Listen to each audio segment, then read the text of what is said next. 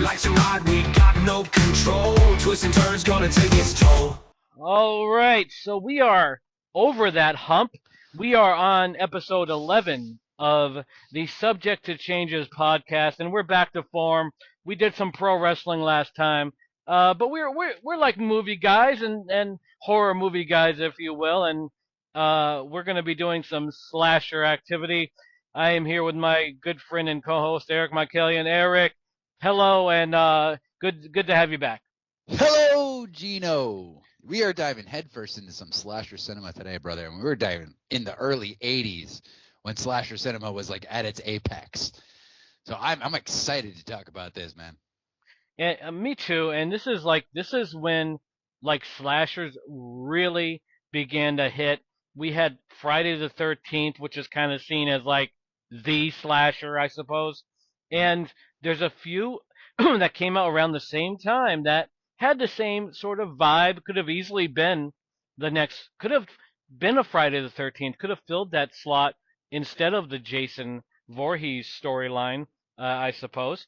And two of them are very similar. So today we'll be talking about the early '80s slashers of Madman, Pieces, and The Burning. So, Eric, slasher films. In your opinion, what made them so special? Why are we talking about these films like 50 years later? Well, there was a huge movement in the early '80s. Like, I mean, even Paramount Pictures, like a lot of their reliable revenue came in from these like Friday the 13th films, and a lot of people made their jumping off point for producers, writers, directors, actors from these slasher films because you think about it, like they're cheap to film. All you really need is like some actors, a location, and like a knife, and you got yourself a slasher movie. So like you saw a glut after Halloween came out, and then Friday the 13th basically copied the formula, but set it at a summer camp. Then you started seeing all these like summer camp slasher movies happening, and they just wanted a piece of that pie because I mean, slashers now are like sort of cinema lore, but at the time it was just like kind of a novel concept for American audiences where there was a killer running around and he couldn't be stopped, like so like and this was before, and this part the early '80s was before they really got into the whole sequel thing and serialization of these episodes of cinema. So yeah, I mean we're hitting on some pretty original derivatives of Friday the 13th. Well, yeah, and I think we're going to start with Madman. And I want to just tell my quick history with Madman and why I endear it so much. It's one of my favorite movies, but I was 12 years old and I stumbled across this tag sale that had a Betamax player. That's how Hmm. old I am. And I ended up like fascinated by this thing because I had a TV. I didn't have a VCR or anything, and the guy walked over and said, "Oh, uh, are you looking to buy that?" And I said, "Well, I don't know." And then I saw he had a stack of horror films on Betamax: Texas Chainsaw Massacre, The Prey, and Madman. And at 12, I had barely gotten into horror films, and I'm like, "Oh shit, what are these?" He goes, "Oh, these are good horror films." And I had $20, and he gave it all to me for $20. And I went home, I watched all three, and I was incredibly disturbed by Chainsaw Massacre, but loved it. But then I watched Madman, and Jesus, man, Madman, I really, really liked Madman. So much so that when I made my first film, Evil Awakening, it has threads of Madman through it. So for me, Madman is a film that it will always be special to me, and that is the fact we're talking about, and the fact that I interviewed Paul Ehlers, who played Madman years later, and I consider him a friend now. And if you're listening, Paul, hey, what up, man? Um, that this is I'm so glad we're talking about this. So, uh, Eric, you usually break down the films pretty well. Talk about Madman. What is this story about? It's about a bunch of kids at not a summer camp, but at a pre-Thanksgiving week camp because it is clearly fall. And they go, well, next week when we all leave for Thanksgiving. So I guess these kids aren't going to school or something. But they're sitting around a campfire and someone tells the tale of Madman Mars, or if you say his name above a whisper, he'll come for you. Now, of course, being young kids, they shout Madman, and Madman comes for him and slowly picks them off one by one. That's pretty much it. Like he picks them off, and then they get into a fight at the end. You know, like, hey, thanks for making my job easy, guys. Well, yeah, that is the summation. I agree, but it starts with the campfire song by that guy TP, who has that TP belt buckle. And by the way, Eric, have you ever thought about getting like a EM belt buckle? Nope, that has never occurred to me once in my lifetime at all. Oh, good, because I got a present for you. So, so we got TP singing a song as he walks around the campfire people, and I've been around campfires once or twice, and people have told stories, but I've never had someone sing a story. Now, in your many experiences camping, have you ever had that happen? No one's ever sung to me a scary story about the woods. I mean, I think there was the camp that I went to. They told the story of a pond monster where if you went to a certain part of the pond, you were going to get sucked down by this Nessie-like creature, but it never happened. Or at least they took that kid off the attendance roll. So I don't know. So what was this monster that sucked you off the lake you're talking about? I'm sorry, Gino. I must have misspoke. He would suck you down into the lake. Yes. Down. Like my headset screwed up. I could see where you get those things confused. I was like, man, where the fuck is that lake? I'm gonna get in my car and go there now. Hey, it's in Springfield, man. Oh, nice. Right there. Hop, skip, and a jump. Absolutely. Now you brought up the Madman story. This guy Max, this actor, I don't know his name offhand, but when he interrupted that singing guy to say, "Oh, now it's time for my story." Now he knew his story was important. That's why he made sure, hey, this is my time.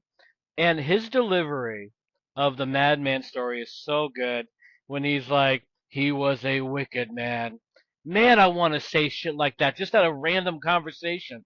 Like if or if I have to fire someone in my job, I'll say he was a wicked man. That would be fun. Are you talking about yourself, or are you talking about the person you're firing? Either one. Sorry, Dave. We have to let you go. Yeah, you suck are on a it. Wicked man, Dave. A wicked man. Suck on it sideways, Dave. Now the thing with Madman that separates him from Cropsy and Jason and any other of these slashers is that he minds his own business unless you fucking say his name. And if you say it as a whisper, he'll ignore it. He'll keep his feet up. He'll keep watching TV. But the minute you say his name above a whisper, he's off. He's pissed. Fuck you. And especially fuck that kid Richie, who's wearing that stupid denim jacket with that fake white fur shit. Now, did you have a jacket like that? I did. Yeah, I did too. Oh, that was the shit when you were when I was like 10. Hell yeah. Oh hell yeah. Hell yeah. And Richie sported it. He was all in denim, and denim. You know, it never goes away. If there was ever a guy that said, "I'm going to end the world if I ever see denim again," you and I would not be having this podcast. Oh, thank God. Yeah. Okay, so the legend of Madman Mars was he was a farmer who one night he was drunk. I think he chops up his wife and his children. Yep. And then a posse comes and they drag him out to the woods. They hang him from a tree and leave him there. But when they went back the next day, his body was gone and it has never been recovered. And I guess they assume he lives in his house, but his house is abandoned. I guess no one's checking it because, I mean, it's right there. Well, if you're going to check it, most likely you're going to be killed. Like if you look into the film, at the end of the film, they show the basement. There's a lot of dead bodies there. So there could have been like a random Jehovah's Witness that showed up, and knocked on, "Hey, Madman, you want to talk about Lord and Savior?" And then, it wasn't above a whisper. It was above a whisper. So hey, there you go. Yeah, he was wearing too much denim that day. this and also I think Madman is the only slasher that wears overalls. But Jason wore overalls in the Oh, second you're Friday right. the Yes. 13th. Yeah. Yeah, you're right. You're right. But that was same year, 1981. That happens a lot. You notice that like a lot of films, you had the Volcano and Dante's Peak come out the same year, and even when you go back like to the Texas Chainsaw Massacre, at the same time Warlock Moon was being shot, and there was a lot of similarities there as well.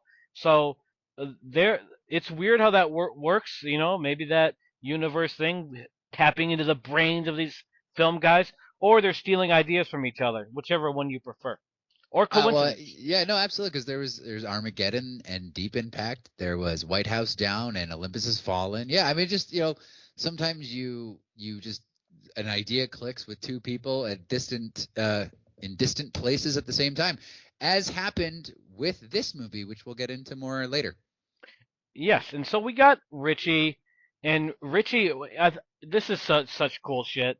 Okay, so Richie is mocking Madman when Max says, you know, don't say his name above a whisper, and Richie's like, Madman Mars, and Richie looks over and he sees Madman in the trees looking down at him, and you brought up Madman was a farmer and he killed his family and all that stuff. That Madman is different than this Madman because this Madman he garbles his words. He's more of like this, almost like a crazed Bigfoot now. So whatever happened to him, maybe he died. Maybe when he went stark raving mad, as Max said, maybe there's demonic stuff there. But whatever the case is, Madman now is like doing like these stealth shit where you can barely see him, and I think that helps the film overall because when you don't show a creature until the end, I think it builds a suspense rather than showing the monster in the very first scene. I agree, but the payoff has to be really good, and unfortunately, this payoff was not very good. He Madman Mars looks terrible. What? Yeah, I said it. I said it, man. It looks like he looks like a guy in a rubber mask, you know. Uh, it has heart. The movie definitely has heart. I'm not taking that away from him, but I was just like, oh, that's right. Especially when you look at the poster for this movie where the guy's got like weird, like kind of like frizzy hair and he's holding an axe in a silhouette, and you're just like, oh, that's the guy. Okay. Yeah. But yeah, he kind of stalks around the camp, just like, you know, Yeah. and almost kills people several times. There's like one girl he almost kills like 3 times, and she doesn't even know it. She gets away.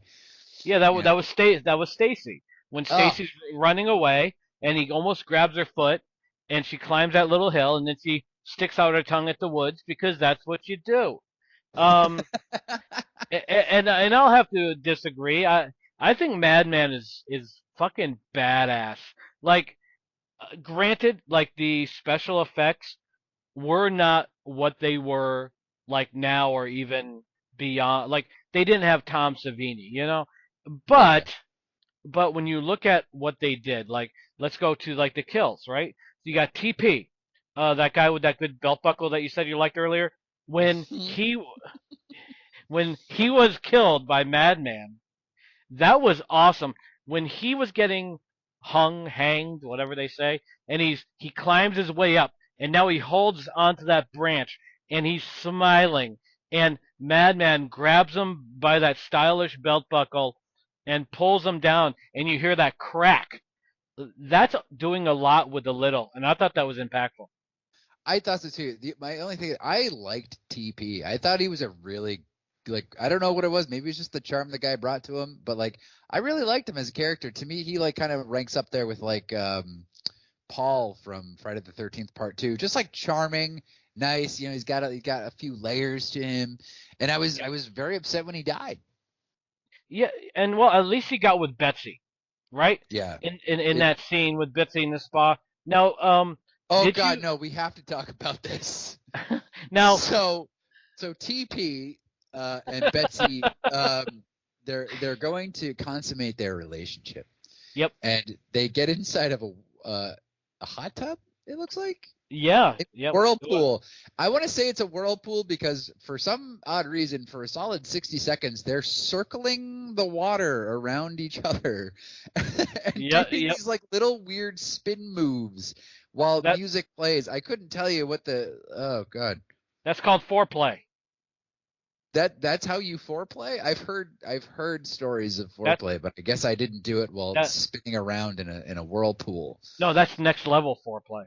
Oh wow. And it's the song about like, oh how I feel about you don't need words.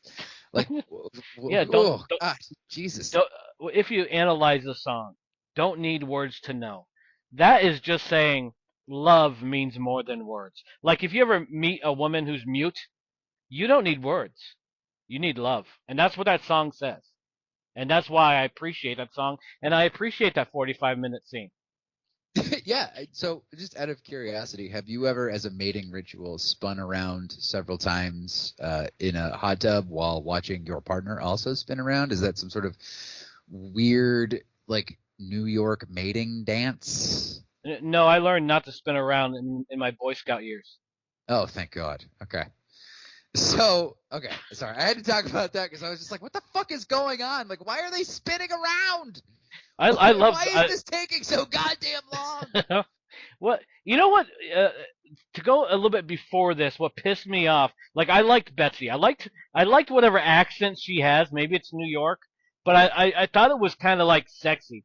But what I didn't find sexy was how Betsy bitched out poor Max for his story. Like when he came back to the mess hall and everyone's there, Max is walking like he just got laid. He had all this confidence. And then she's like, "You scared the kids, Max. Fuck you, Max," or whatever she said. And and Max kind of like conceded, "Hey, I'm gonna keep the peace. I'm not gonna talk about Madman Mars anymore." But fuck, I didn't like that. But I liked Betsy as a character. I did like TP, and I also another shot that I want to bring up when TP is going to investigate and look for Richie. Betsy looks over and she sees Madman like kind of like hobble over like and hide. Yeah. So I like the whole Madman character is so cool how he's kind of you know he's just this beast. He's more beast than Jason. He's more like and when I say that I mean there's more of an animalistic nature to Madman than any other slasher that I've seen. What do you think? What do you see what I'm seeing here where there's more of like it's almost like they took Jason Voorhees and Sasquatch and put them into one person? Yeah, he doesn't look like a human being. I mean, he looks like trash, but like he looks like a deranged Grizzly Adams. Yeah, And there it is again. yeah. There we cannot get off Grizzly Adams' knob every episode. Well, I can't help it when he's running around killing teenagers in the woods. Well, yeah, I got your point. No, you're continue. Yeah, no, he definitely was more feral, more like beast. Yeah, you're right, more beast like, more like in tune with a Yeti, which I think is why you like him so much more. He's like a Yeti that uses an axe. Yeah, you can't beat that. That's right there an Oscar movie in my opinion. Although I would push back and say I don't think the little girls or the children were traumatized because right after someone told the story, a little girl walks up to Betsy and goes, "What's Madman Mars?" And you're like, "You're not paying attention." I don't think you can scare kids that stupid. No, no. And so we go now we have Bill who has like a porn mustache and his girlfriend Ellie. Now Ellie has a very unique look and voice. Mm. Like and she's I mean she's so happy to have a boyfriend. Like like she really overplayed it. Like uh and no slight to the actress, because maybe that's what they were going for, but she was smitten with Billy, or she called him Billy Boy. Now, what do you think she saw in Billy Boy? It must have been the mustache. It had to have been the mustache because this guy has no other discernible character traits that I can even remember. Because like as soon as you said porn stash, I was like, oh yeah, that guy. You know He who? should have whirled around in a hot tub. I would have remembered him a lot more. Yeah, and I guarantee you the carpet matches drapes, if you know what I mean. Now, the the very odd voice from Ellie, you know who she reminded me of was, and I never saw it until I watched it now, was Audrey from Little Shop of Horrors, the movie, The original one? the one with Rick Moranis.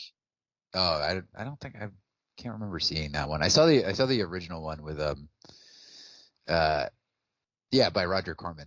Oh yes, yeah, no, yeah, this was like the '80s one where she had that very like almost like 1950s like dumb blonde voice, Hmm. and I kind of think Ellie kind of had it here.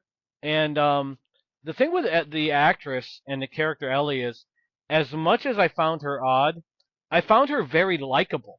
Like, did you just see her as, because certain actors, like I bring up Drew Barrymore as much as you bring up Grizzly Adams, like Drew Barrymore, I find is such a likable person. Like if I ever met her, I'd want to give her a hug, and then they'd say "creep arrested," trying to assault Drew Barrymore or whatever they'd say. Um, Madman Mars spotted assaulting Drew and Barrymore. so did you find her likable, Ellie? I did. I found most of the women in this movie very likable, and especially who's the one that kept fixing the car? Was it Stacy? That was Stacy. Yep. Yeah, her. I liked her a lot. Oh, she. But yeah, I Yeah. found I found the entire female cast of this movie very likable and very charming. Yeah, I agree. And the one guy that I did not like at all in this film was Dave. Dave was the one that was like, "You don't know what I'm capable of. You don't know what's Yeah. in my brain." I didn't like that character at all, and I thought Stacy could do way better than that schmuck. Yeah, I that was the scene I had to keep rewinding because like you know how you'll watch something and then you'll space out and then you'll like wait how did we get to this? Because he starts going into this like weird emo poem about like you don't know what's behind my eyes. I could be here with murderous intent. Just like out of the clear blue sky it was just like I could be here trying to kill you, and they're all just like smoking weed by the fire and he just goes into this whole thing and I'm just like I had to keep rewinding him, like, how the fuck did we get to this spot? Like, why Yep. is he saying? And every time I put it on, I zoned out or something because I just wound up at the same spot, being like, Jesus Christ, and having Yep. to keep rewinding it. But yeah, I was like, this guy's a fucking tool. He is a tool, and I was not a fan of his character at all. And this character was probably the least developed in this film. But one character I got to bring up is Dippy. Now, Dippy. one, when you have, if you're named Dippy, automatically you're interesting. Because like if I go to someone and say you got to meet my friend Eric, they're gonna say, Eric, I know a million Erics. But if I say, hey, I got this friend named Dippy, that's a chef at the fucking campground, they're gonna say that's a guy I want to meet and perhaps build my life around. And so Dippy is the first real kill for Madman beyond his family in this movie, and I love this kill because he doesn't use the axe. He uses a claw, like his hand is a claw, and he claws out Dippy's throat. And it was kind of like one of those, you know what's going to happen, but they still try to spring it on you. So he opens this big door, he turns on the light, Madman is standing there, and he claws poor Dippy. What did you think of the death of Dippy? And what do you think of the name Dippy? I didn't realize his name was Dippy until you just told me. I wrote him down as the drunk cook. Oh, Wanders around, goes to shed, gets his throat slashed. He did he say anything? he did say something when Max and TP were trying to get that axe out of the Yeah. wood, Oh and yes. they said something to him about food, like they wanted food, and he's like, "Oh, okay." And that's when he went over and he got a fucking mouthful of Madman. Well, he, I didn't really understand who he was, and I was like, is he a like a camper? No. Yeah. So yeah, I thought that was really interesting, but I think it was because you need a kill, like you need a kill up front. Yes, you do. Because this is when they started figuring out formulas for these things. And no one was going to die for a little while. So there was like, all right, well, we'll just bring in this cook dipshit or whatever. And like, Dippy. just have him get killed. But you know what? Still had more screen time than the banana girl in Friday the 13th part 4. Poor banana girl. Never got a line. No, she flipped him off. That's something, I suppose. Now, one thing I want to say. Sorry, she was degraded. They made fun of her as they were driving by. She ate a banana and got killed. Like, what a miserable existence. But she had that sign that said "fuck off," so Yeah. obviously this is something she's accustomed to, and eventually you become immune to such abuse. I would think. Now, one thing about the TP death scene I forgot to bring up that I'll quickly bring up is when he walks over, he gets a whiff of something and he goes, "Smells like death," and then he gets the noose around his neck, and I thought that was fucking hilarious and awesome. God bless TP. You're right. TP is the man, and I got to give him his props. Now, we get more death. Stacy, unfortunately, dies. And what did you think of her death trying to fix that truck? Oh, that was so sad. It was such a cool truck, actually. It was like a big yellow, like 1950s pickup or something. Yep. Yeah. Good death. I thought it was a cool death. He shuts the hood of the car on her head. Love it. And decapitates her. I was sad to see her go. I really liked her. She was plucky, you know. Yeah. A lot of flannel. I like women that wear flannel. Yeah, I like any chick, but I like especially like the chicks that have the spirit. Like they have like this almost like dirty humor, flannel, in your face, and edgy. And Stacy is that. Stacy's a chick you just would want to hang out with. And I love the character. I was sad to see her go. I wish Madman had killed Bill twice instead. So he does kill. I wish she was the final girl. That would have been awesome. She should have been. I think she had more to offer than Betsy. And yeah. Maybe Betsy was different because at that point, you know, a blonde final girl maybe was a different thing. Maybe that just gave her a different, or maybe they just said, hey, she's sexier, which is debatable. Let's use her. Who knows? Well, I think she was the only one. She was the only one that had like a career before this movie. She was in I think Dawn of the Dead. Okay. Yeah. She was in Creepshow, Dawn of the Dead. So I think she was like the only like actor in the movie, according to the producers. Well, that makes sense. You go with the star or the semi-star. So you get now Madman is on his killing spree. He's taking everyone out. He pulls Bill out the car window, and in a really cool This is the thing about this film that I fucking love is how they shot it. Where Madman, like you get the shot of the rec hall and the door in the background, and Madman breaking his way through, and Ellie running, and then Ellie hiding in the fridge, and Ellie finally like thinking the coast is clear, and getting an axe to the chest. And Ellie's death scene, I don't know if it's the best or worst thing I've ever seen, but Ellie gave her all for that death scene. Like she wanted people to know she was in pain. What do you think? Yeah, she climbs into a fridge to escape someone who can clearly see her climbing into a fridge. His vision may not be good. And then she thinks he left. Although, like the way that it was shot, I wasn't really sure where the hell he was in relation to her. But yeah, she just gets like an axe in the chest. It was pretty basic for the time. But I'll take it, sure.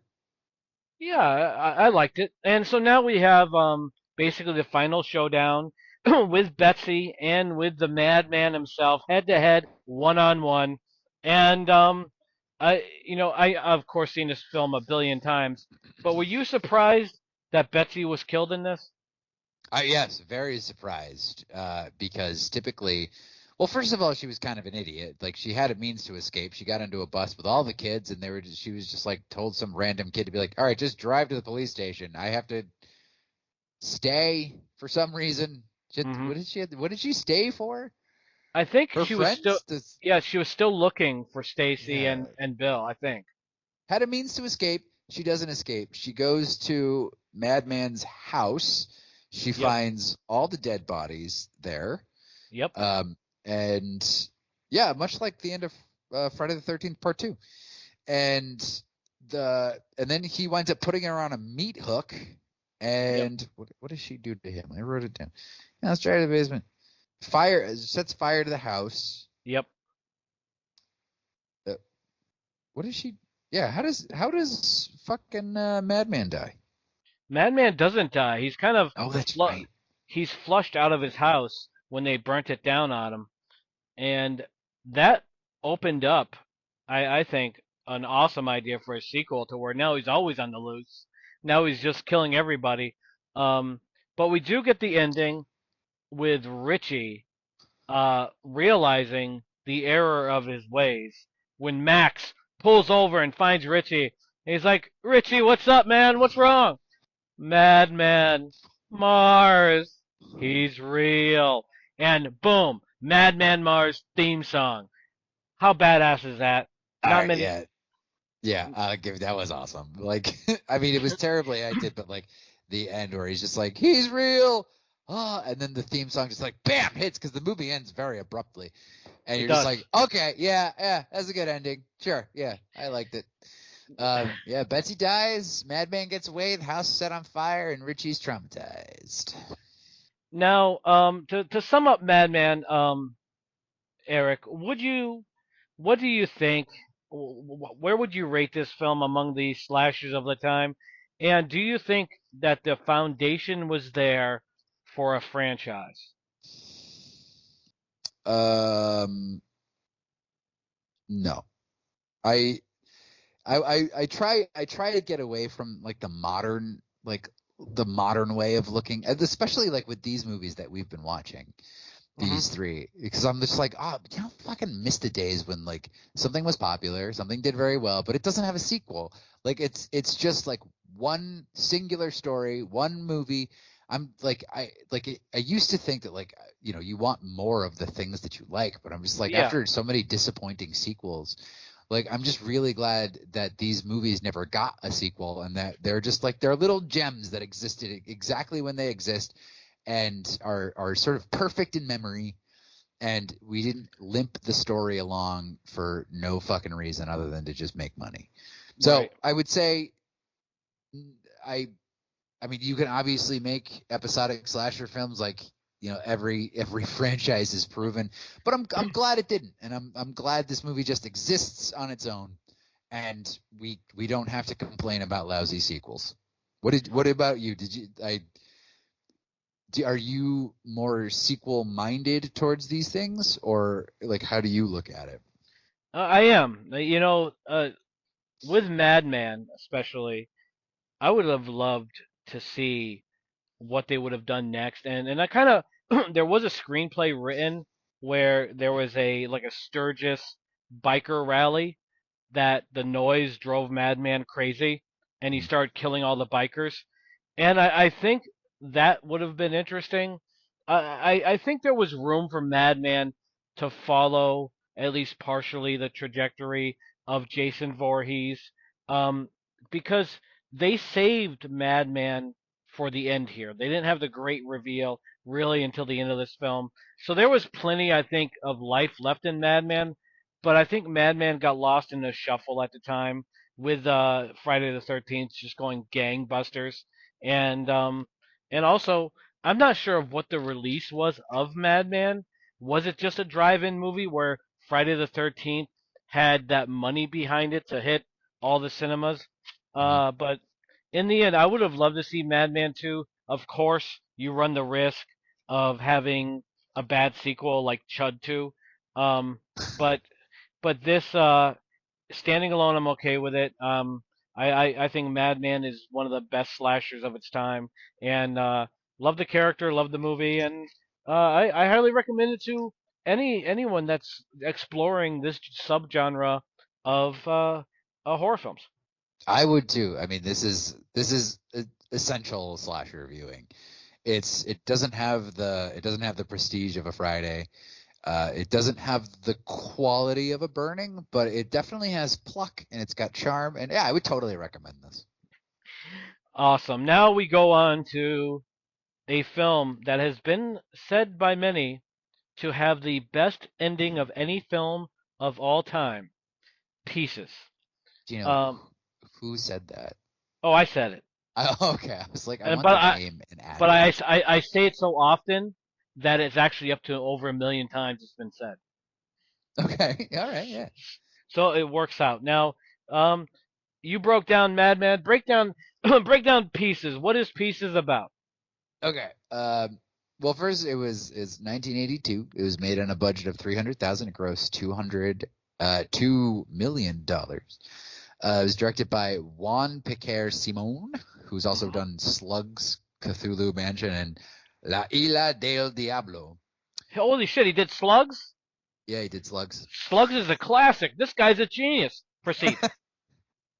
And Dick Randall wrote the movie, where he wrote other movies that one is called French Sex Murders, and just basically did like a lot of porn.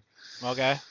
But he did produce Slaughter High and Don't Open Till Christmas, which I know are at least Don't Open Till Christmas is one of your favorites. Good movie. No one can dispute that. Right. So the movie opens up in 1942. A kid is putting together a puzzle that is pornographic of a naked lady. His mother comes in and demands him to stop and put the puzzle into plastic bags so she can throw it out. And rather than do that, he chops his mother up with an axe. And then when the police come, he pretends like somebody else did it. Yeah. And then we cut to 40 years later. A girl is skateboarding down the campus of a Boston college where no names were mentioned. Mm-hmm. And very and like a Three Stooges thing, runs into two guys carrying a large mirror which shatters, setting off this whole chain of events where someone is going around killing co-eds on this college campus. But the dean doesn't want people to know that there are murders, so he decides to tell people that it's all been horrific accidents. And then one by one, these women are murdered. They bring in a woman to go undercover as the tennis coach in the college, and she winds up figuring out. Well, she doesn't really figure out who the killer is, but she goes and needless to say, they find the killer at the end. So yeah, we're gonna get to the end of this movie, Geno. The ending is worth it. Just even if the rest of the movie sucked. Which this fucking movie. This movie is so tremendous. All right. All right. So we start off. I know that like people complain about slasher films and that it's nothing but gratuitous killing and maiming, particularly of women, in that it's very misogynistic. They don't have any plot. There's no substance to them. Mm-hmm. And with this movie, I completely agree with them on this movie. Then go stand outside the cinemas with the rest of the mothers from fucking Silent Night, Deadly Night, and complain. Ruin it for everyone else. No. This movie. Okay. Madman had a lot of padding. You have to admit, Madman had a lot of padded scenes. Yeah. People just wandering around, just calling out each other's names for 5 minutes at a time. This movie is murder padding, murder padding, murder padding, murder padding. What? Yes. Now, I will say that this film is incredibly well written, incredibly well shot, a beautiful film. You got a killer with a fedora. This film has everything. No wonder it made, what did you say, $500 million? It made $2.03 million. Okay, so But okay, so there is porn, there is nudity in this film, and as I've said before, that if you got it, flaunt it. I'm all for, and this goes for every gender in the world. If you fucking are something that's incredible and you want to show it off, hell, even if you're not, and you say I think I am, and that's what Little Engine That Could I did. Then I'm go not do it. even talking about that. That's not even that's I'm fine with that. Like gratuitous nudity, fine. I'm just saying, like, nothing happened in this movie. Like, Okay, well like let's talk about nothing happening. They introduced. Yeah, okay, all right. Tell me what happened, guy. Okay, so Boston, 1942.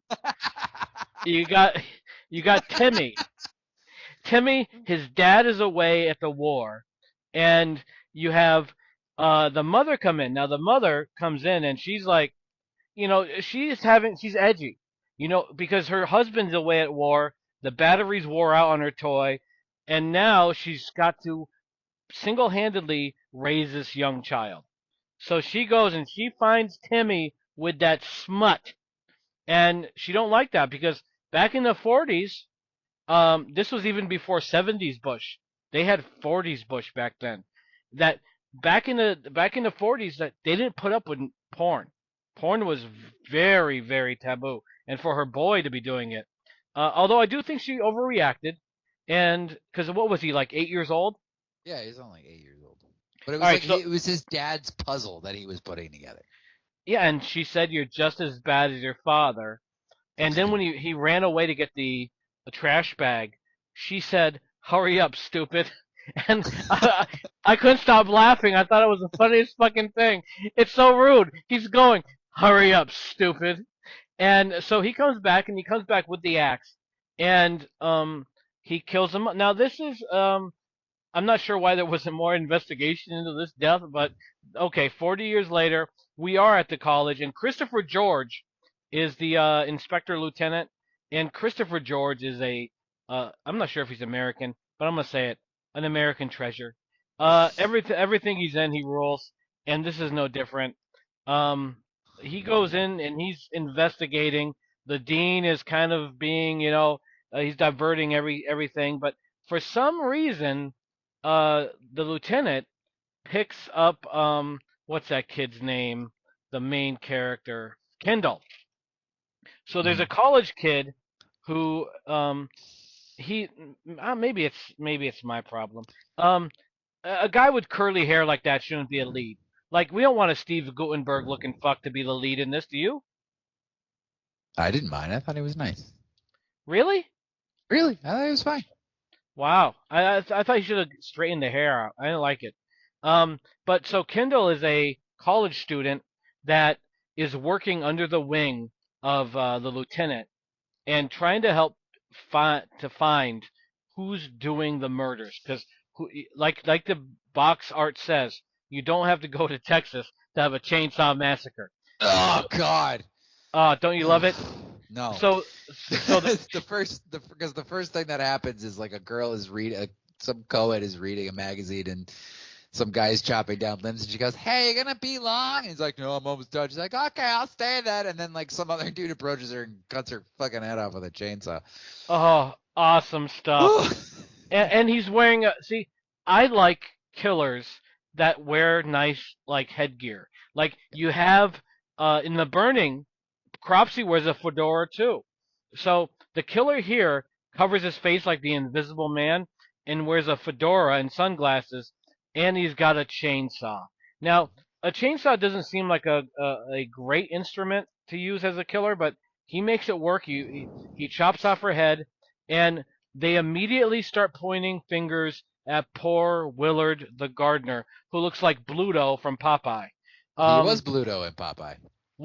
he was Bluto? He was the live action Bluto in Popeye. Yep. Oh fuck. Okay, so that's why he looked like him. All That's right. exactly what I called him. Like I don't like, because I'm shit at names, so I was just like, yeah, Bluto, yeah. Yeah. You, you know what I loved about the Dean, and I want to let everyone know that's listening that has not seen Pieces. If you want to pause it and watch Pieces, get right back to us because we will be revealing the killer, and I don't want to ruin it for you.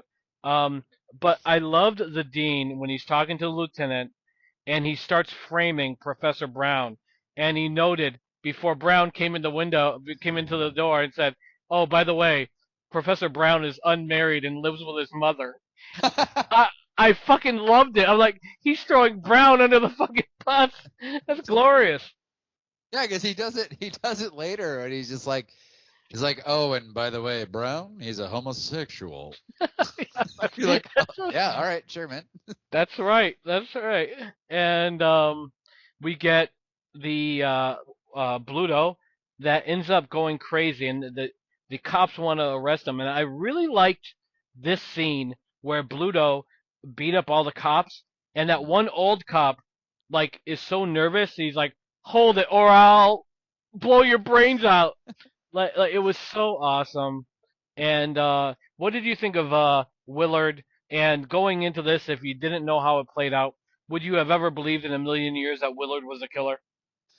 No, I mean, if you've ever seen like a movie before, like he's not the killer because the whole time he's just like looking all beady-eyed and weird, and you're just like, he's way too like, he's not the killer. He was overplaying his hand. Like you could hear him in the background being like, "Could I be the killer? You never know. It could be me." He looks like, I mean, if you go by the Popeye movie, it's certainly in his wheelhouse. He would have killed Popeye for nailing olive oil. I agree. Now, Kendall has a very creepy friend. I didn't catch his name, but who I don't think wasn't he a had we, a name. you know, he was a weird guy. Doesn't he seem like a guy that would like you couldn't trust him around like farm animals? Is this the Casanova kid? Casanova. Was that him? I think it was. The guy with So glasses, curly hair. I think who like he comes up to Willard, not Willard. He comes up to Kendall and is just like wearing a mask, and he goes, "Bleh!" And he's like, Yes. he takes the mask off and he's like, Casanova. That I think certain parts of this film were made when the director was really drunk and said, "I got this idea," and because you also have the kung fu professor. Uh, His name is Bruce Lee. yeah. Well, he comes over and he jumps the the what tennis instructor. Yep, What's the her name? undercover cop girl. Yes. And was it Susie? I think it was Susie. And so it made no sense. And even like the Kindle's reaction of, oh, it's just my kung fu professor. Like, have you ever had a professor in college show up at midnight, like a history professor, and fucking throw a history book at you, and you just, oh no, this is my history professor. Ever? At No. midnight? Wasn't it midnight here? Isn't that what Kindle said before he left the No, room? like did the history professor come to me at midnight? No, they usually hovered around 11:15. No. You know. Oh yeah. But yeah, no, I've never had a professor come out and try to assault me, and then go, "What'd you punch me in the nuts for? I'm just a kung fu professor." Love it. He he looked like Jackie Chan, but his name was Bruce Lee, and he was one of the Bruce Lee impersonators Wow. that came out of China, and Yep. he knew the director somehow, and the director's like, "Yeah, I got a part for you in the movie."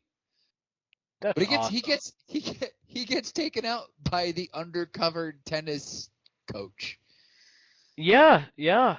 And it didn't make any sense, and I can see how that would happen, where the director's like, hey, I'm gonna get my buddy in there. That kind of makes sense. It didn't take away from the film, didn't add to the film, didn't make much sense. But Kindle, we go on to this. How could you take away from this film? It's like scraping the bottom of the barrel as it is. My God, I was about to say, I was waiting for you to say, how can you take away from something that's so perfect? But Yeah. so you got that super hot chick that um runs around topless before the chainsaw fedora guy comes and gets Oh. her. And Oh, the one who was which one was she? She was the one oh God. What was she doing? oh, actually that was Susie. That's who Susie is. She was the one that she was like I think she was doing gymnastics or something, and she went and she took a shower, and then she ended up putting on her shorts and leaving her top off, and she Oh heard no, something. she was the tennis player. Yeah. Okay. Yes. That Yes. was the one Yes. where that was the one where he was playing music. Is she the one that got her? She's the Yes. one that gets her arms lopped off. That's her. That. Yeah. She Oh gets. yeah, she was so cute. Dude. She was Incredibly so hot. cute. Yeah, unfortunately about the arm thing, you know. Yeah, and she got chopped to pieces in that elevator with the chainsaw, and leading to one of the best reactions of all time when the I know I wrote her name down here somewhere. Uh, I guess it doesn't matter, but ten, the, the tennis coach, Mary, her name is Mary. When Mary comes out after seeing the chopped up body of Susie, Mary goes, "Bastard! Bastard!" Over and over and over again. That was incredible. That's one of those moments where you say they caught magic on film. Don't you agree? Yeah, and the line right after it was great too. And he's like, "She was still alive when he killed her." That's awesome stuff. Now, do we know, like, I didn't research this, but I got the suspicion that this may have been an Italian film that was dubbed in Spanish. English. It It was was from Spain. Spanish. Okay. Yeah, it was from Spain, where all the actors are speaking different languages, and that's something really common in European cinema, especially in Italian cinema, where nobody records the dialogue in camera. Yep. They always dub it over later, because I know at least in Italy you have to, there was very strict censorship rules, and they had to, like, your script had to be approved before it was made, or before you could record the dialogue so they could censor it. Yep. So yeah, no, it was from Spain. They shot a little bit in Boston, but Okay. mostly in Spain. So Well, it was, yeah, so can I just go through this real quick? please. So some shit happens. Girls are just walking around saying things like, "Oh, you know it's great, smoking pot and fucking on a water bed." There was also one girl passes a guy a note that says, "I want to fuck in the water." Apparently, men from Spain don't think a lot about American young women. No. No.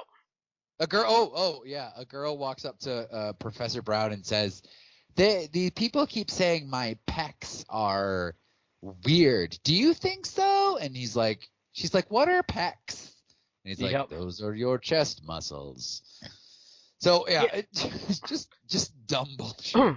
But And don't you think a girl like, goes oh, go swimming ahead. and gets she gets skimmed out of the pool with Yep. a pool skimmer, and Yep. then chopped up with a chainsaw poolside. She's decapitated. She's decapitated. Yep. And then an aerobics class girl, she gets chased around the basement, the sub basement, the sewer. I'm not really sure where the fuck she was. Yep. But she gets killed also. Mm-hmm. Is she dancing or doing aerobics? I think she was doing aerobics. Like kind of like Yeah. it was kind of the blend that the '80s had, like the Jane Fonda shit. Yeah. So killer kills her. Yep. Starts storing body parts in the fridge.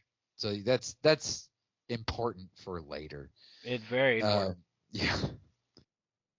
He hides his chainsaw behind his back and saws off the poor girl's arms who didn't see it. He's just like, she's like, "Oh, it's you," and he's like back palming a chainsaw in a tiny elevator, and she's like, "Oh, okay, we just go, yeah."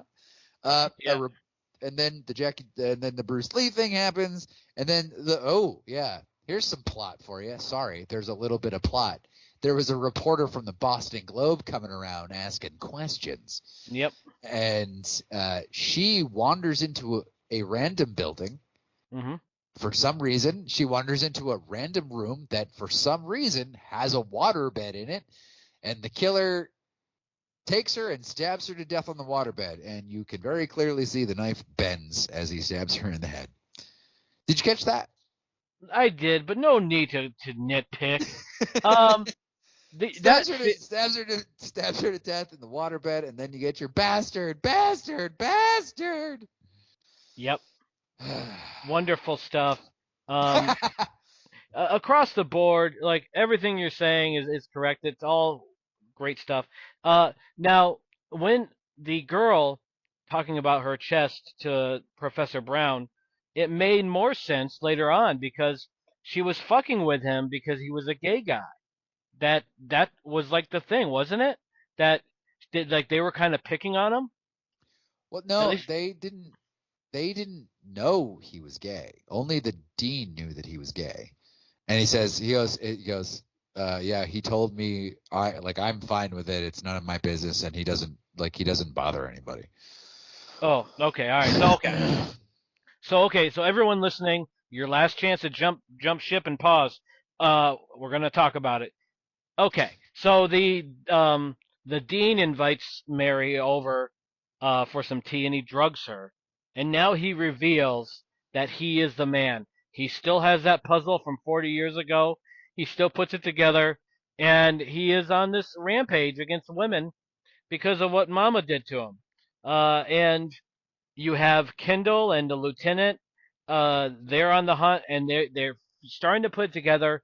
They're running over to the dean's office. They find Mary drugged up, and the dean I think is hiding behind a curtain. And he comes out. He attacks Kendall, and the lieutenant busts a cap in his ass. What do you think about that? This is the lamest ending to a horror movie I think I've ever seen. What? Are you talking? Well, let me explain, because Yeah. there's no build up to the reveal at all. It's just like she just randomly goes over to the dean's house. There's no music. There's no there's nothing that leads into it. He just like he was pouring sugar in her coffee, starts putting drugs in her coffee, and then cut to a scene where these two guys are eating Wendy's while going over the files. And they're just like, oh, yeah, hey, the dean's the guy. Oh, the dean's the killer. Yep. Okay, yeah, dean's the killer. We should probably get over there. Yeah. That's so lame. There was no crescendoing music, no foreshadowing. It's just nope, dean's the killer. Man, surprised you didn't. Yeah. Well, They just treated it like it was nothing. I think adult Timmy, something happened. And I want to, because it took him 40 years to go back to his killing ways after killing his mother. So I'm not sure which one of those college girls harassed the poor guy and got him back, but I think I actually know what it was. It was the girl skateboarding who ran into the mirror. The shattering mirror brought back the memory. The shattering mirror. This skateboard girl shattered the mirror and brought back the memory of his mother. And that's what triggered him into his killing spree. That's right. That's right. So, yeah. So you get the dean, get adult Timmy getting his head blown off, and now Kendall. Oh my God, I can't. I've been waiting to talk about this.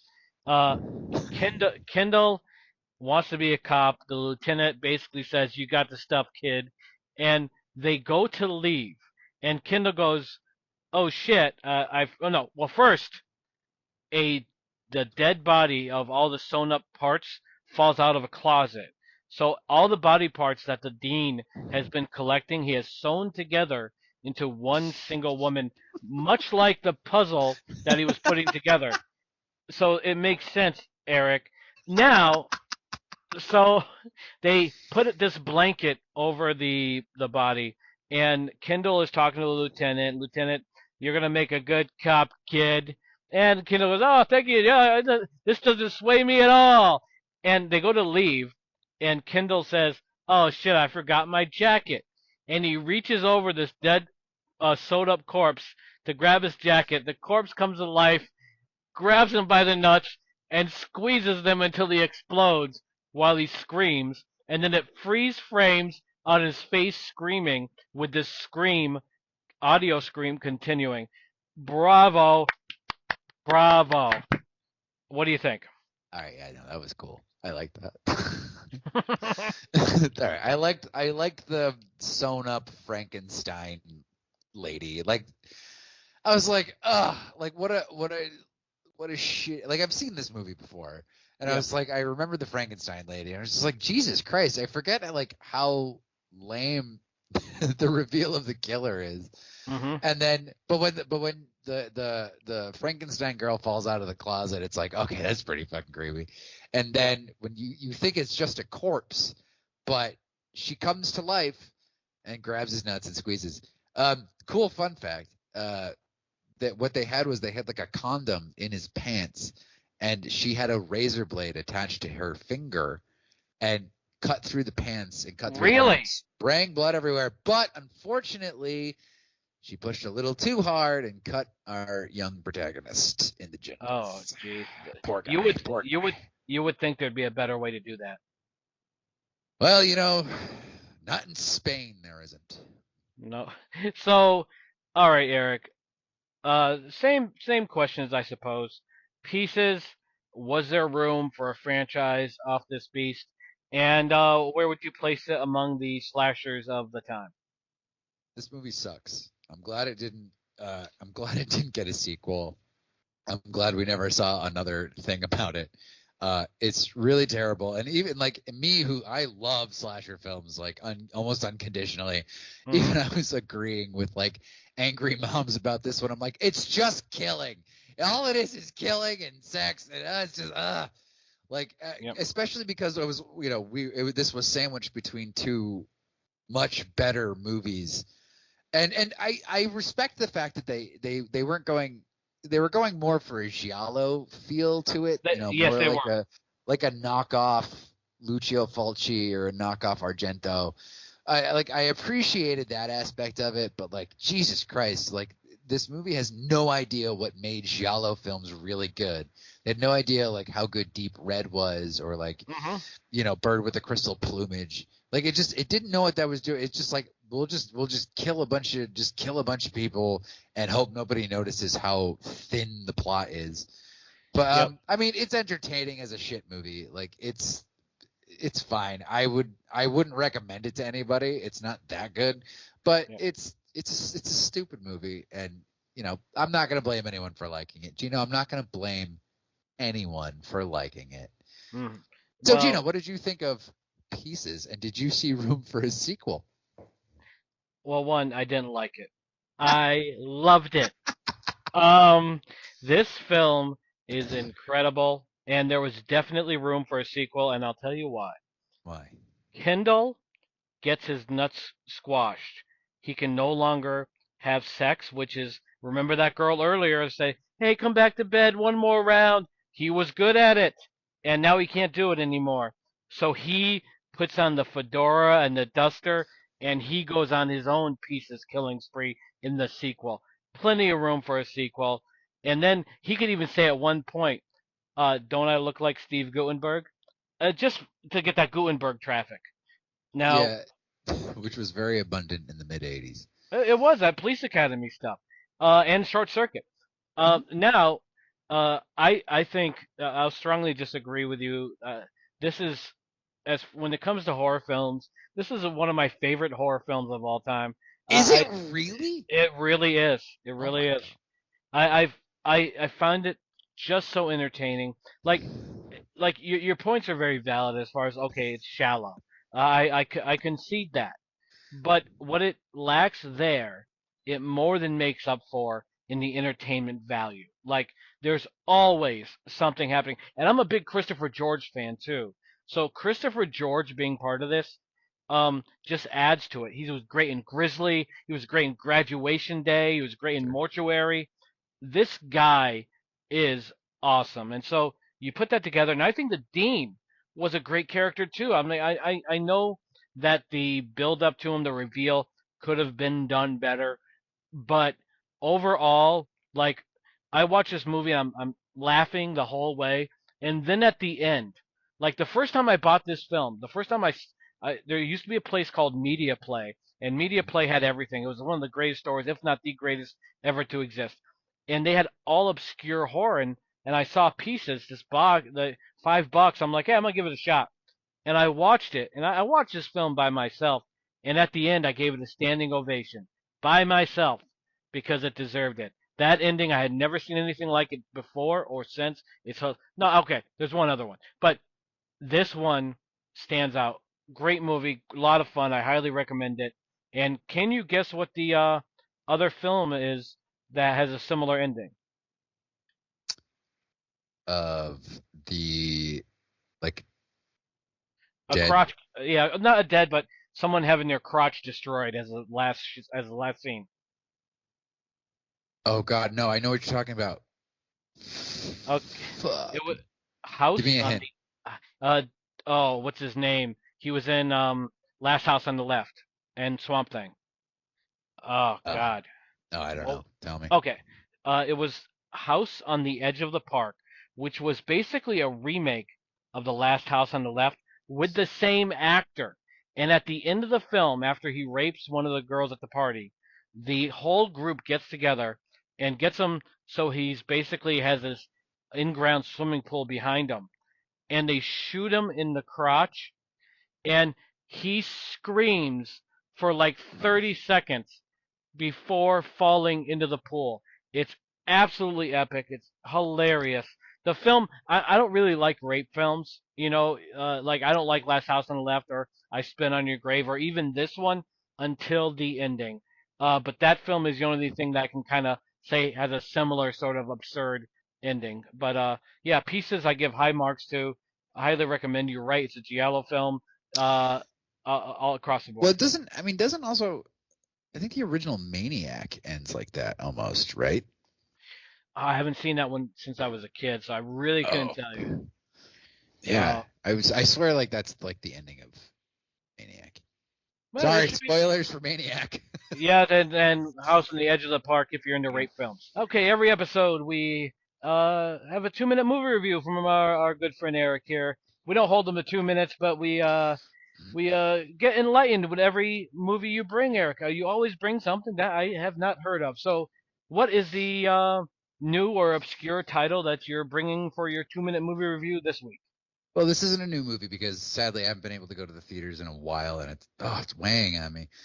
But I want to reach back to a great movie that I don't hear a lot of people talking about, but it's phenomenal. It's South American. It's called When Evil Lurks. It's by Damien Rugna. Okay. He also did a great movie called Terrified. So this movie is intense. I'm gonna tell you that right now. It's scary. It stays with you for a while. Like I've seen this movie a few times, and even though I know what's coming, it's like I get like terrified. Mm-hmm.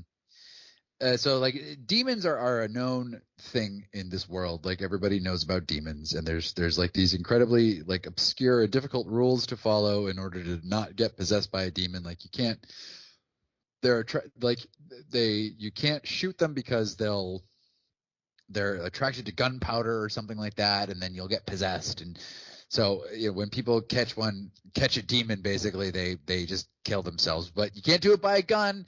You have to do it in a certain way.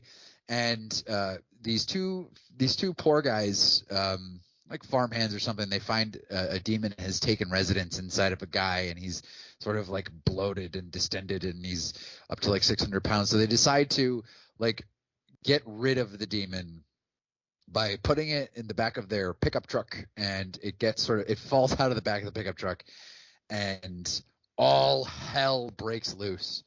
And the main character, whose name is Ezekiel Rodriguez, that's the name of the actor.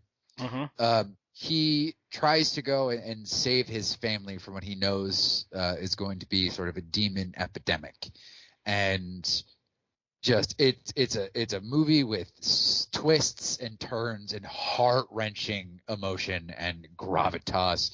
And this Ezekiel Rodriguez actor is just incredible. He sort of is the linchpin of this movie, and it's his performance that really delivers on the emotion and the scares.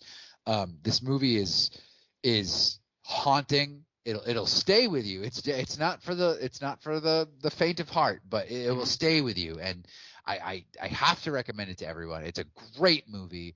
I loved it, and I still get scared just sort of like anytime I watch it. I'm just like, oh God, I know it's coming. I know it's coming. Ah! And it just, oh man, this movie is so good. It's from 2023. It's about basically a pandemic of demons that have obscure rules and things that are hard to follow, and it's hard to remember, and just sort of like, and it's all, so it's obviously like a COVID movie, but it all just sort of like hinges on this one guy and like the world that he inhabits. It's bloody, it's violent, it's sad, and you know me, I love my sad horror movies. Sure. So I have to recommend it to everyone. If you weren't faint of heart, I would say totally watch When Evil Lurks. Awesome. Sounds tremendous. And you made a great point about like it's a COVID movie, and it's very interesting to see how art reflects like where society is. Like if you watch films before 9/11 and then films after 9/11, just the difference in tone and I mean compare the original Spider-Man with Dark Knight. You'll see like where we are. And so after the COVID, we saw a lot of darkness in film, and so this film definitely seems to fit that mold and sounds very interesting. So a lot of movies about loneliness, isolation, and just like sort of like how human beings bounce off one another. And yeah, definitely. Awesome. Sounds fantastic. Thanks again, Eric. We love your movie reviews, and like I said, you bring stuff to the table that at least I've not heard of, and it broadens my horizons. Now we're going to another campground killer in Cropsey in a film called The Burning. Now, Eric, when did you first see The Burning? Do you have any memories of the first time you've experienced it? Absolutely. When I was younger, horror movies were sort of taboo and I wasn't allowed to watch them, but I had friends whose parents didn't mind if whatever we rented, we could watch anything. And the cover of The Burning was awesome with the gardening shears, and it's one of those movies. Like you walk down the aisle and like Madman, the picture sort of stuck out in my head, and I was like, we have to watch this. And so we kind of watched it, and like me and my friends watched it in we stayed up past our bedtime, and had to like just watch it in his room with the volume turned down. Oh, it's just so it's such a good movie. And just in slashers in general are just like, you get that feeling like, oh God, I'm not supposed to be watching this. Like, it's sort of a taboo. And so it made the whole thing kind of fun and like naughty. And, you're like, you were getting away with something. And that's what I love, what I think about when I watch these movies from the early 80s, just getting those VHS tapes and putting them into VHS, and just like having a great time with your friends, just talking about the murders, and it's so good. Yeah. How did you come to The Burning? So The Burning, I keep on thinking about. I permanently associate The Burning with Thanksgiving.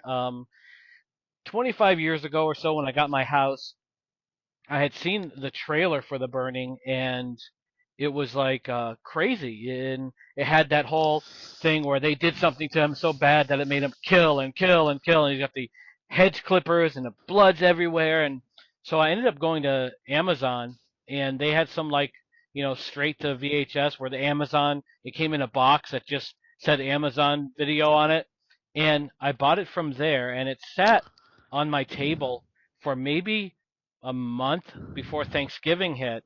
And after the meal and after the apple pie, it was looking right at me, and I'm like, I'm gonna watch The Burning.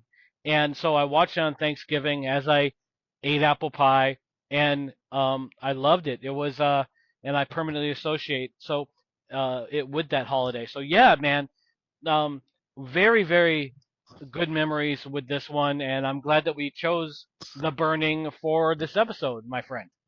Absolutely. I mean, this movie, outside of like Friday the 13th, is probably one of the best slasher films if not of the early 80s, but definitely of all time.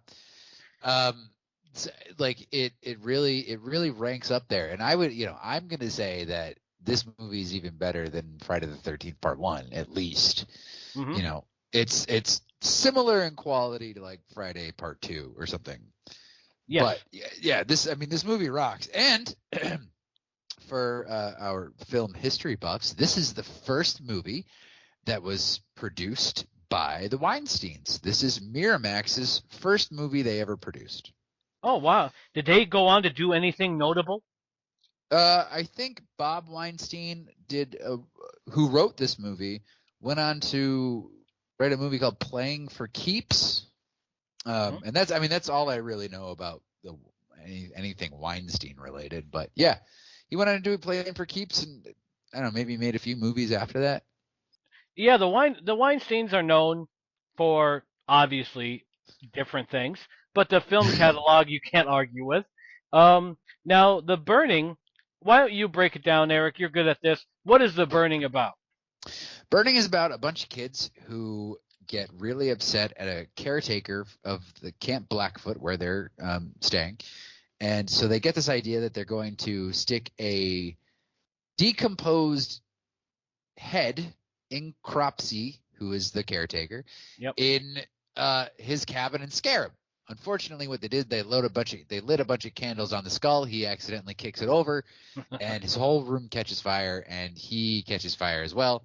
He then is put in the hospital for the burn unit for 5 years. And then when he gets out, he's got nothing on his mind but revenge for the camp counselors who set him on fire. So he goes to a camp that is on the same lake, Camp Stonewater, where all the counselors and kids at this camp are just being kids, just being ornery little teenagers. And he starts killing them one by one. They go on a little canoe trip. He follows them on the canoe trip somehow and kills them all on this little canoe trip. And eventually, well, we'll talk about the ending.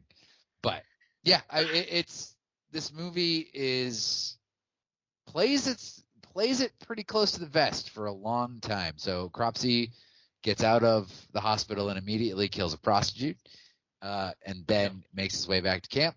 But he doesn't murder anyone for, I want to say, like 50 minutes into this roughly 90-minute movie.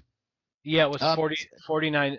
50 minutes with the girl at the lake. Yep. Yeah, and so we just kind of live with these kids for a while. It's just kind of like a hangout movie for a while. You got a young Jason Alexander in this movie who was great even back then. He was terrific. He's terrific in this movie. And you just all counselors have crushes on each other's, and girls are talking about boys, and boys are talking about girls, and they're like pranking each other and making fun of each other and just having a good time. Well, not always, but it's just like one of those like really good movies where, again, very thin on plot, as these movies tend to be, but this movie sort of makes up for it with interesting characters, interesting conflicts, interesting dynamics, and just sort of like living with these people for a while, which when they all start dying actually makes it kind of sad and kind of tragic, because you get to see them live their lives as teenagers and get to see it tragically cut short. What did you sort of think about this movie not, giving you the goods until almost an hour into it? I was okay with it. I thought that the film itself, they were building and building, and I like slow burns, and this is a slow burn, but they give you enough initially, like with Cropsey in bed. For some reason, he sleeps with a full 5-gallon drum of gasoline right near the bed. When I saw him kick the skull and also kick the 5 gallons of gasoline over, I was dying. I never noticed that before. And then, from there you get the burn unit where I think he's a nurse or a doctor. He's showing the new guy around, and he's like, "You got to see this freak. He's a monster." And it's like, that's pretty bad to say about a guy in a burn unit. And so Cropsey grabs the guy's hand, and he grabs the guy's wrist, and that orderly or whatever he is screams. He was terrified of Cropsey, and so immediately it starts off well, like you said. Jason Alexander, you got that guy who played, I think his name is Fisher Stevens. He's part of this young group. A lot of like good talent there, and you, like you said, it's building, and it's amusing too, because you got that complete idiot Glazer, the bully, that Yeah. they're like, how can we make the biggest stereotypical '80s bully? And they achieved it with Glazer. So I was okay with that, and it was just fun, like you said. Like it's kind of like you're going on a journey with them, and you're interacting with them until you get to Cropsy, and Cropsy is always a threat. Like he's always somewhere, and he doesn't really make his move until that 50-minute mark. And so if you're looking for a film that's just like a nonstop roller coaster, this is not it. But this is something where it pays dividends the more you hang on. So we get to everyone hanging out, everyone loving each other. The you got Jason Alexander and his crew kind of battling Glazer. Yeah. Although I will say Glazer isn't your typical kind of bully because he does sort of have a nice little almost redemption at the end where he's just kind of a big dumb guy who, he has a crush on this girl and he doesn't quite know how to like go about it. Yep. Unlike the other guy, Eddie, who literally just tries to assault some girl. Oh my God, yes. Oh yeah, and he's then unfortunately she gets killed. But you kind of see these like very similar kind of somewhat aggressive, like pursuing these girls. One of them is a complete asshole, Yep. and Glazer is just kind of like big dumb and doesn't really understand like how to be nice until like he does get with the girl and he winds up just being like a big softy. He's just like, okay, Yep. I love you. I want to build you a big fire. I love you so much. Yeah, you're right. I kind of like that. I thought that was kind of sweet, especially juxtaposed to Eddie, who's just like a fucking dick. No, yeah, Eddie's a dick, and like you said, Glazer is not smart, and his whole bullying thing is, he wants to stand out. He wants to get the girl, and he is very insecure. And so I liked Glazer too. The one character that I thought sucked, not so much sucked, but I was like, why are they making this guy a good guy, and why is he lasting to the end? Is Alfred? Yeah, Alfred. fuck Alfred. Alfred is caught peeping on is it Sally? Yeah, Sally. Yeah. Caught peeping on Sally in the shower, and then Glazer's just like, you little fucking dick, I'm gonna beat the shit out of you. And it's like, yeah, you fucking should. But then the camp counselor treats Glazer like an asshole for being like going after this kid.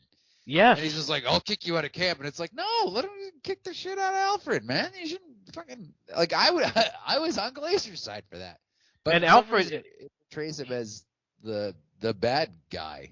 and he's not a one-time peeper. He No. peeps again later in the film, and he's just this creepy Steve Guttenberg-looking guy. Don't you agree? Well, I would say he looks more like Keith Gordon. Who's Keith Gordon? Keith Gordon was he was the kid in Dress to Kill. He was in Christine. He was the kid in Christine. Oh yeah, that guy. Yes. Yeah, to me he looked like Keith Gordon. Yeah, he definitely could pass for him. Yeah. So he's a dick, and I would kind of I have a soft spot for like big dumb guys that just like they just don't get it. Like maybe he's all that those years working with like behavioral kids, but like he's just like he doesn't know how to express himself properly, and he his bullying is pretty toothless.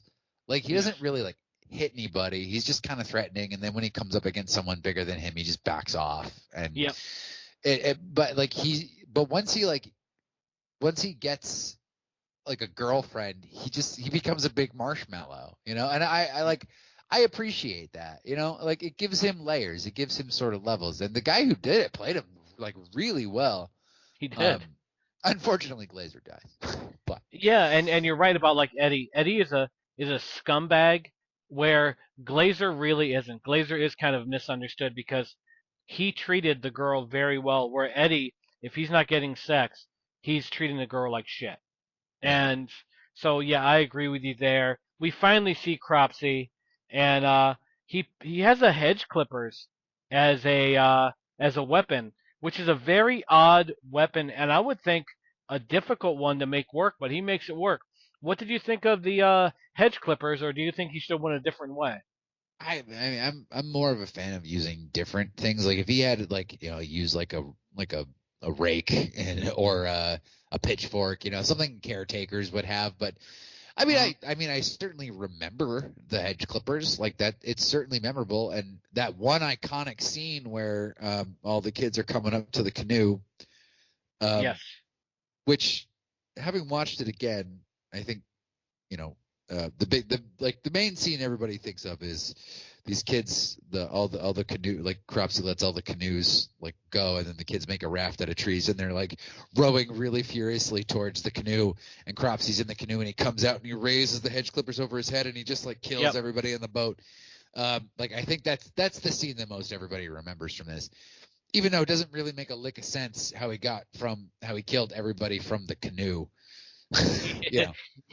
Yeah, but the visual of him But coming it up with the looks hedge, cool as fuck. it does. And I do think, like, after I watch this film again, watching him with the flamethrower, I think he should have been using that the whole time. Get give them the same treatment they gave him. And when I saw Cropsy with his mangled face holding the flamethrower, that was epic, and he didn't even really use it. Um, do you think that the flamethrower would have been a better idea for this character? No, because it like a flamethrower is not a very dynamic killing weapon. It kind of just does the same thing over and over again, Mm-hmm. And I think there was that loose remake of Silent Night used a flamethrower. Right. Too cumbersome. Too cumbersome. Yeah. But Okay. I mean, I personally like more simplistic, like axes, hedge Yeah. clippers, knives, shit like that. I like that stuff a lot better. Yeah. I agree. I wouldn't have really gone for the gimmick flamethrower thing. Yeah. Well, it's like with Jason when he used the not the hedge clippers, the weed whacker. I thought that was stupid. Um. I know it took so much effort to use it. it, It's like, okay, I gotta throw this guy in the ground, make sure he stays there, because goddamn it, I brought this Weed Master 3000. I'm gonna fucking use it on you, Terry Kaiser. yeah. Poor guy. Poor what was it? Doctor. Oh shit, I can't remember his name now. But anyway. So Cropsy's on the loose. He's on a killing spree. He's killing Glazer. Killed the people on the raft there, and the peeping Tom is the only one that really knows where he is. Which realistically, if the peeping Tom, they may be frowned upon by society, but they're very good at basically um uh spying, for the lack of a better term. We could use them in the military, if you ask me. I wouldn't trust this kid in the fucking military. Are you out of your mind? The kid ran away like a little like douchebag. He did, but he And likes they're supposed to be frowned on in society. They're creeps. They're awful people. Yeah, but he's good at surveillance. Don't you agree? No. What was he surveilled? He surveilled some people getting killed, and then he ran away, and like he's just like, somebody got killed, and then he runs away some more. Did he or Useless. did he not find Cropsy's lair? Was that Cropsy's lair? I think so. I don't think so. I think that was just like an old like mine or something. Okay, well, Or did he find it? Yes or no? well, he stumbled upon it. I don't think he was like looking for it. He just found it. Like he just stumbled upon it. You and I could have stumbled upon it if we were in upstate New York. I rest my case. So we're all just as good at it. I want this case thrown out.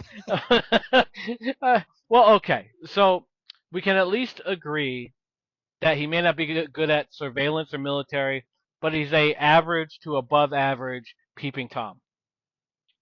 I mean, he does what peeping toms do, which is peep. So I Yep. guess in that sense, yes, he's Well, still a little douchebag. he is. Well, follow me here. Why I say above average is there are some peeping toms that may not know the game as well, like ones that wear dark sunglasses at night and don't understand why they can't see as well. Ones that may be visually impaired that went into the wrong game. They should have went into a hearing tom instead of a peeping tom. You see what I I'm mean? I'm really glad I met you later in life. I'm glad. I don't think I'd want to know like 15-year-old Geno. Well, I guess it's debatable whether or not I'm more fucked up now or then. So maybe you would have been Well, better off. I don't know. Yeah, if you're not a peeping tom, you're doing okay. You're doing okay. Yeah, oh yeah. Well, I am not pro peeping tom, and I also feel bad because I know a few toms, and they always have to say when they meet me, "Hi, my name is Tom. I'm not one of the peeping ones." Well, do you ask them if they're one of the peeping ones first, and so they have to clarify, or is it just sort of something they say unprompted? Unprompted. Actually, by law, they have to say it because the police have so much work happening that they need to know ahead of time if you're a peeping tom so they can turn their attention to you. It's kind of a top secret CIA thing, you know? Okay. Well, all right. You No? live and you learn. Hey. By the way, the thing Yeah. about this movie, I had trouble telling who was a counselor and who was a camper. Did you? Yes. I couldn't tell who was who because I mean they're all in their 20s. Yeah, because was Jason Alexander, was he a camper? Because, like, He was a camper. Jesus, yeah, because usually it's like separated. Okay, the youngsters are the campers, or and that everyone else is wearing a T-shirt with the name of the fucking campground. Yeah, so yeah, I was in the same boat with you. I kind of lost focus on that element of the film pretty quick. At this point, I was just like, okay, these are just characters, and where's Cropsy? Yeah. Yeah. So he's douchebag peeping Tom kid. Mm-hmm. He eventually stumbles onto which is either a Revolutionary War fort or an old mine, Yep. and he's chased around by Cropsy. one of the main counselors goes to save him. Why? I wish he didn't. But and then the final confrontation is we still haven't seen Cropsy's face. Cropsy comes with a flamethrower, and you find out and you realize that this main counselor guy is one of the kids that set Cropsy up to be burned. Mm-hmm. And a fight ensues, and Cropsy gets an axe to the fucking face. Yep. Which is a pretty I mean, that seems to be Tom Savini's like bread and butter. Tom Savini was the guy who did the makeup for this. But like got an axe to the face, just like Jason did in Friday the 13th Part 4, just like Alice did. Is it Alice? No. The girl, one of the girls got it in the face in Friday the 13th Part 1. Yes. Yes. Between that and like blowing up heads with shotguns, like that Yep. seems to be Tom Savini's like really awesome trick, you know? Yeah. Oh yeah. And they then, also. Oh, go ahead. then once they've given the axe to the face, it seems like he's dead, but they set him on fire anyway. And then at the end, some campers are telling the tale of burnt up Cropsy. Yep. And there we end the film. What a great fucking movie, man. I thought they axed him through the head so hard that it went through his head and into the wood behind him, and then that little shit peeping tom pervert scumbag Steve Guttenberg guy from Christine looking guy sets him on fire. Now this poor Cropsy, one, he's sleeping minding his own fucking business.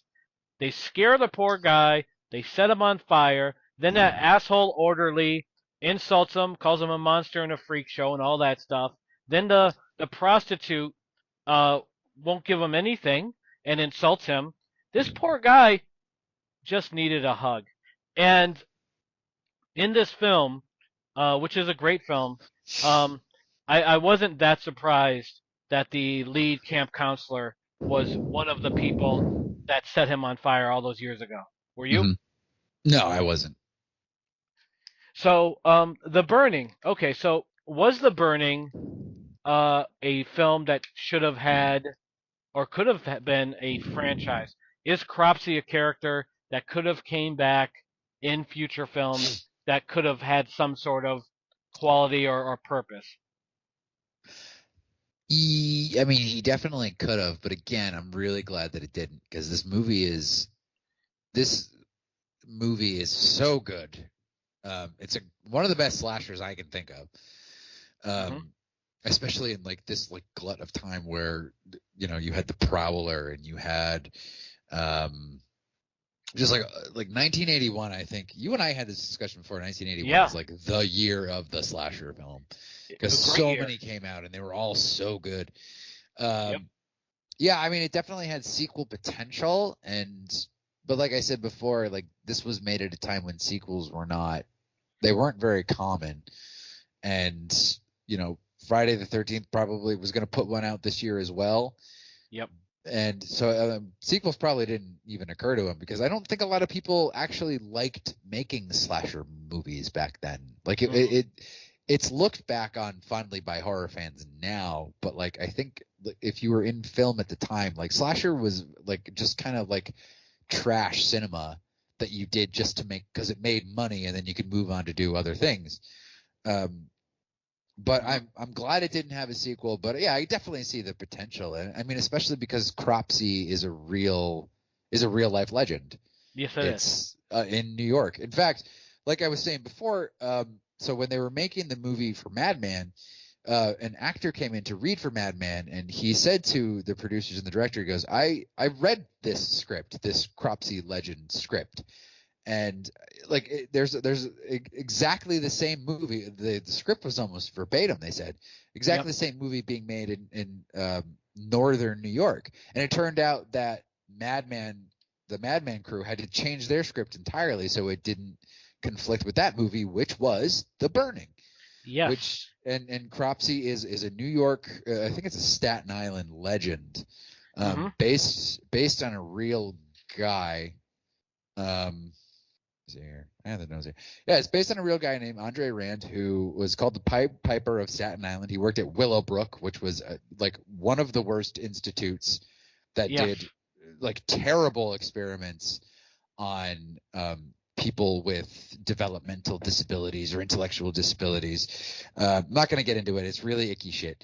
But Yep. so this guy, Andre Rand, worked there, and he was accused of assaulting children and murdering children, but Yep. he never caught charges for that. He did get 10 months in jail for he picked up 11 kids on a bus at a YMCA, bought them a meal, took them to Newark Liberty International Airport, and just I guess left them there. He got 10 months in prison for that, but then he's also been suspected of 8 murders. Hmm. Um, so he's still in jail for confessing to 1 murder and 1 kidnapping. He's 80 years old now. And Yep. yeah, I mean, he's a real guy, and Cropsey is based on a real legend. So yeah, I mean, I couldn't see why they wouldn't do something with that, but I'm glad they didn't. I'm glad this is a standalone film. What would you like to see out of a Burning sequel? I think The Burning has the least amount of potential for a sequel, although I would be all for it. Like I'll go back to the flamethrower. Like I would love for him to come back even more singed, even more burnt up, and just like immediately go after the like burn down camp cabins. And if they really said, "Hey, we're gonna go balls to the wall with the sequel and make him even more crazy," I think that would be fantastic. I think it'd be fantastic if he's walking around with the axe hanging from his head, and at one point he pulls it from his head and kills someone with it. Um, I would like to see it go like as far as the storyline goes. I can't see where we would go with it, but as far as a fun factor goes, I would love to see a sequel because these films, even when they stink, they're good. I know that doesn't make sense, but it makes sense to me. Now, now, Eric, with the final thoughts, the three films, if you put them in order of your favorite to your least favorite, I think I know how they would rank. But let me know and let the people know. How do you rank these films, and what is a must see, and what isn't? The Burning is a must see for any sort of horror fan.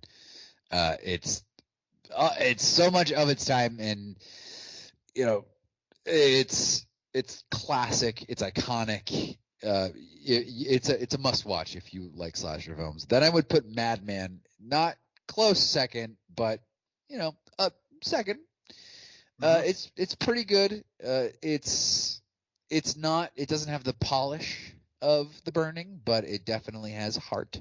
So I would put that next, and then I think those are the only two movies we reviewed, right? So yeah, I would say though, just watch those two and have a great night. Okay. How would you rank those two movies? Number one, maybe shocking some people, Pieces. Fuck you! I think I love Pieces. It's such a fun movie. For fun factor alone, it beats both. And I love all three films. But if I'm saying I want to have a good time, I'm going to throw on Pieces because it's so silly. It's so much fun. And it's so over the top. And like I said, Christopher George is so good. Amazing film. Coming in at the second place would be Madman by a hair. I like the character Madman more than I like Cropsey, and I think they're very, very similar films, very similar, quality. Like you said, the Cropsey is more polished, and the Madman film has more of a raw indie sort of feel. But I like the whole Madman creature monster thing that was going on. And third, a very close third, would be The Burning, and I would make all three a must see. Obviously, it's not, if you're having family movie night, Pieces is not your choice. But this is, if you're a horror fan, you've not seen these, I'd recommend all three. But Pieces, I just find it so fucking hilarious and awesome. Eric, sorry to disappoint. I hate you so much. That's so awesome. That's a fantastic movie. Guy has a fedora. Lots of people have fedoras in lots of movies, Geno. But your ranking might as well be like fucking Madman, Burning, and Maltese Falcon, for Christ's sakes. Oh, Maltese Falcon, there's a winner. Yeah, that would be my choice. Go Burning, Madman, and then watch Maltese Falcon. All right, so I guess we'll have to agree to disagree on this episode, Eric. But great choice in The Burning. We appreciate everyone listening, and I hope you learned a lot about camping and peeping toms and why you shouldn't set people on fire. And I want you guys to watch good movies. Geno wants to torture you with Pieces. I'm just if you guys were voting on who your favorite host was, I'm just throwing that out there. Yeah. Okay. So let's put Pieces up against Something's Gotta Give, and let's see what the audience says. Come on. Yeah. Comment on YouTube. Pieces or Something's Gotta Give. I will put a poll out there. We're gonna find out because the audience will speak. Pieces, Something's Gotta Give. At least Pieces was only 90 minutes. All right, Eric. So great work. A great episode. I appreciate it, and I hope everyone liked the episode. And Eric, I look forward to our next. I look forward to our next. You guys, thank you so much for listening, guys. We really appreciate it. Subject to changes, nothing stays the same. Life keeps spinning in this endless game. Grab your worries, throw them to the flame. Stay tuned and ride.